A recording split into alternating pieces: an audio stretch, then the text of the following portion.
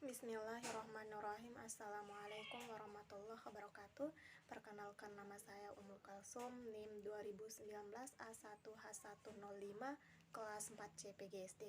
Di sini saya akan mempresentasikan mengenai pengertian seni rupa. Seni rupa di sini ada 3 bagian. Yang pertama, seni rupa. Seni rupa adalah cabang seni yang membentuk karya seni dengan media yang ditangkap oleh mata dan dirasakan dengan rabaan. Seni rupa juga diartikan sebagai hasil ciptaan, kualitas hasil ekspresi atau alam keindahan atau segala hal yang melebihi keasliannya serta klarifikasi objek-objek terhadap kriteria tertentu yang diciptakan menjadi suatu struktur sehingga dapat dinikmati menggunakan indera mata dan peraba. Ada yang mengelompokkan seni rupa dalam 3 bagian, yaitu seni rupa tradisional, seni rupa modern, dan seni rupa kontemporer. Pengertian seni rupa menurut tradisionalnya adalah seni rupa yang dibuat dengan mengikuti pola-pola atau aturan atau pekam tertentu yang menjadi pedoman seni dan dibuat berulang-ulang tanpa merubah bentuk aslinya. Sedangkan pengertian seni rupa modern adalah seni rupa yang mengutamakan kreativitas dan inovasi sehingga menciptakan sesuatu yang baru. Pengertian seni rupa kontemporer adalah seni rupa yang dipengaruhi oleh kreativitas dan kekinian yang terjadi seperti kondisi sekitar, seperti keadaan politik dan lainnya. Pembahasan yang kedua yaitu unsur-unsur seni rupa. Seni rupa dibangun dari beberapa unsur yang keterkaitan yang pada sehingga dapat dinikmati secara utuh. Unsur-unsur seni rupa merupakan unsur yang digunakan untuk mewujudkan sebuah karya seni rupa. Unsur-unsur seni rupa yaitu sebagai berikut. Yang pertama, titik. Yang kedua, garis.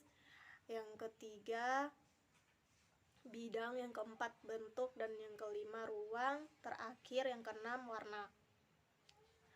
Yang pertama saya akan jelaskan yaitu titik, di mana adalah unsur seni rupa yang paling dasar yang melahirkan suatu wujud dari ide-ide atau gagasan yang melahirkan garis, bentuk atau bidang, teknik, kualitas yang menggunakan kombinasi dari berbagai variasi ukuran dan warna. Titik dikenal dengan sebutan pointillisme. Yang kedua, garis. Garis adalah unsur seni rupa sebagai hasil dari pembangunan unsur titik. Berdasarkan jenisnya, garis dibedakan dari garis lurus, panjang, lengkung, pendek, vertikal, dan horizontal. Horizontal, diagonal, berombak, patah-patah, siral, putus-putus, dan lain-lain.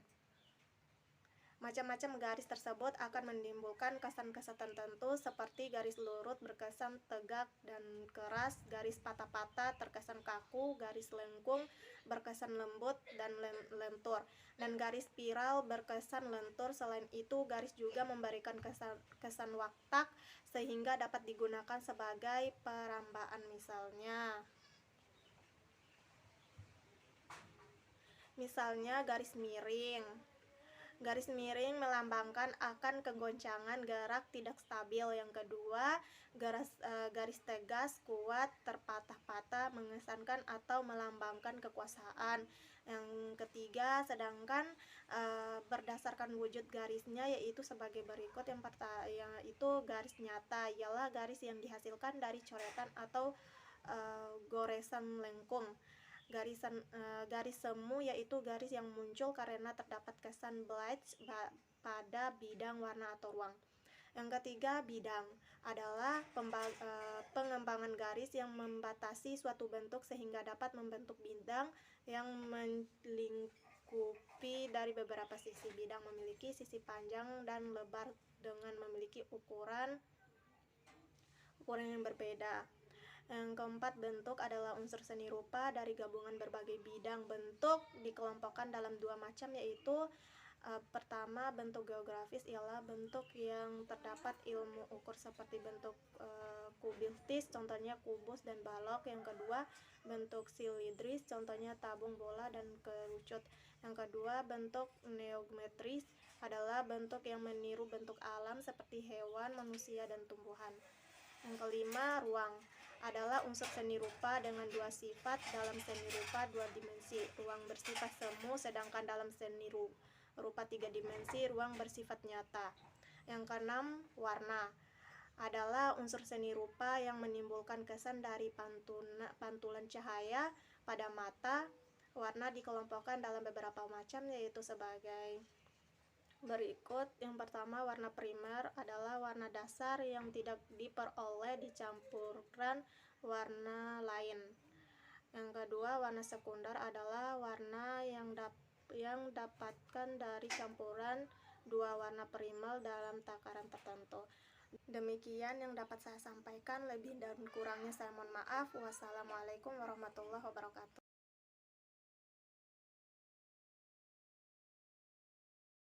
Bismillahirrahmanirrahim. Assalamualaikum warahmatullahi wabarakatuh.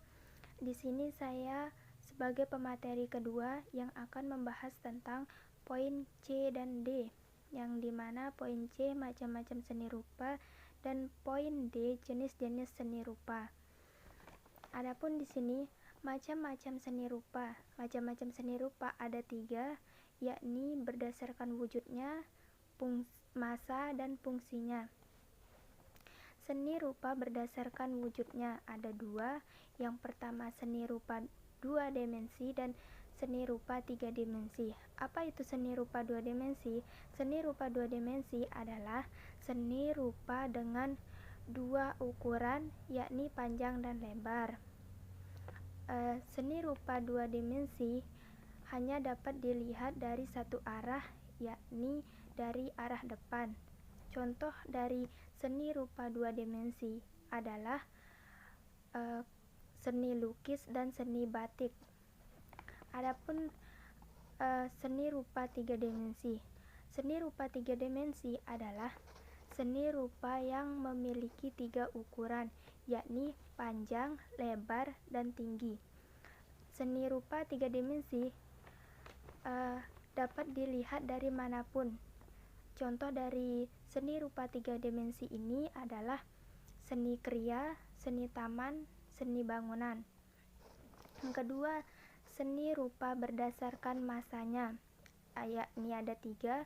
Yang pertama, seni rupa tradisional, dan yang kedua, seni rupa modern, dan yang ketiga, seni rupa kontemporer. Apa itu seni rupa tradisional? Seni rupa tradisional adalah seni rupa yang dibuat dengan pola ukuran atau pakem tertentu sebagai pedoman dalam berkarya seni dan dibuat berulang-ulang tanpa mengubah bentuk aslinya. Sedangkan seni rupa modern adalah karya seni yang ditandai dengan munculnya kreativitas untuk menciptakan hal yang baru yang tidak pernah ada sebelumnya. Sedangkan seni rupa kontemporer adalah karya seni yang pemunculannya dipengaruhi oleh waktu dan di mana karya seni tersebut diciptakan. 2. Seni rupa murni adalah karya seni rupa yang diciptakan bukan untuk tujuan digunakan, melainkan untuk mengungkapkan ide dari penciptanya dan hanya mengutamakan nilai keindahannya. Adapun contoh dari karya seni rupa murni adalah seperti lukisan, patung, dan grafis. Yang ketiga, seni rupa berdasarkan fungsinya. Seni rupa berdasarkan fungsinya ada 2, yakni seni rupa terapan dan seni rupa murni. Apa itu seni rupa terapan? Seni rupa terapan adalah seni rupa yang dihadirkan dari wujud praktis karya yang digunakan dari benda-benda dengan kebutuhan sehari-hari masyarakat.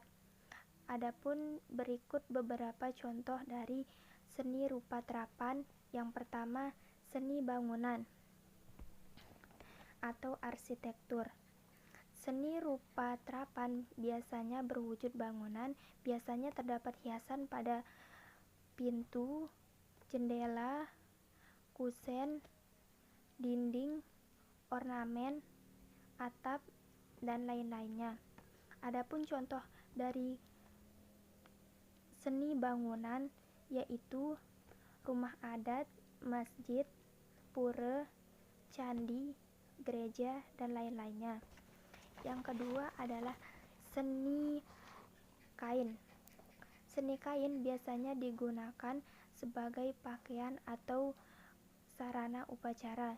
Contohnya seperti batik dan pakaian adat di masing-masing daerah. Dan yang ketiga, seni ilustrasi adalah gambar atau foto yang berfungsi untuk menjelaskan suatu naskah atau teks.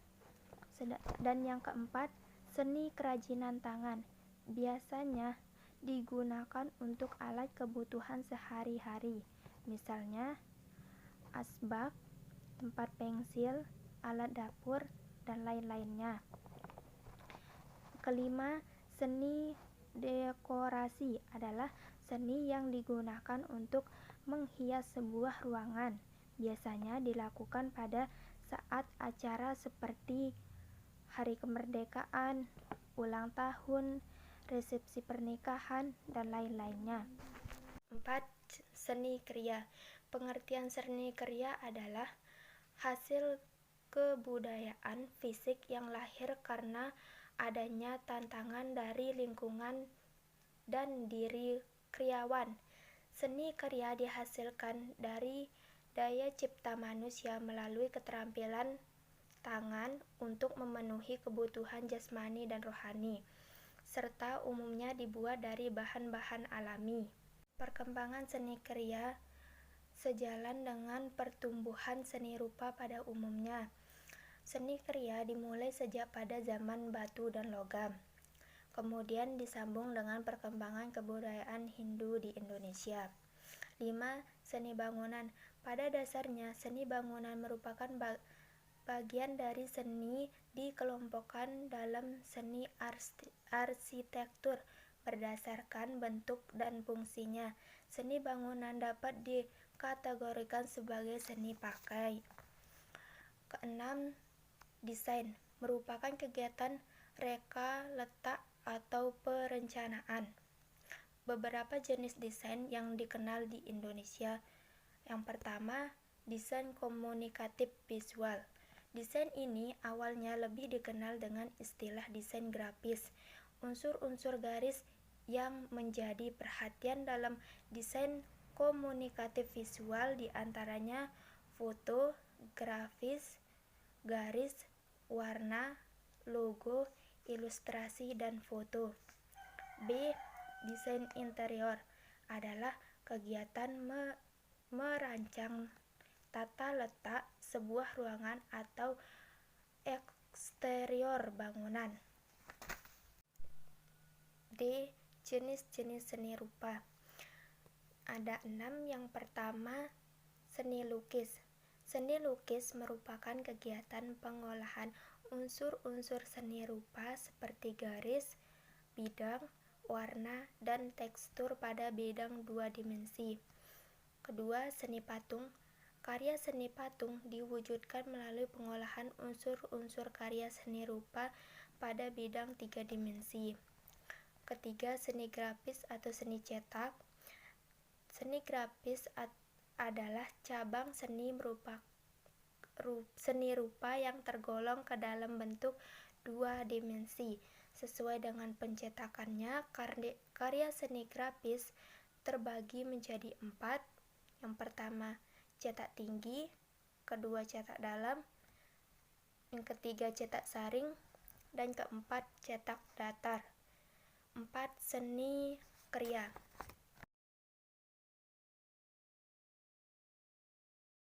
Assalamualaikum warahmatullahi wabarakatuh. Perkenalkan, nama saya Aryan Sam.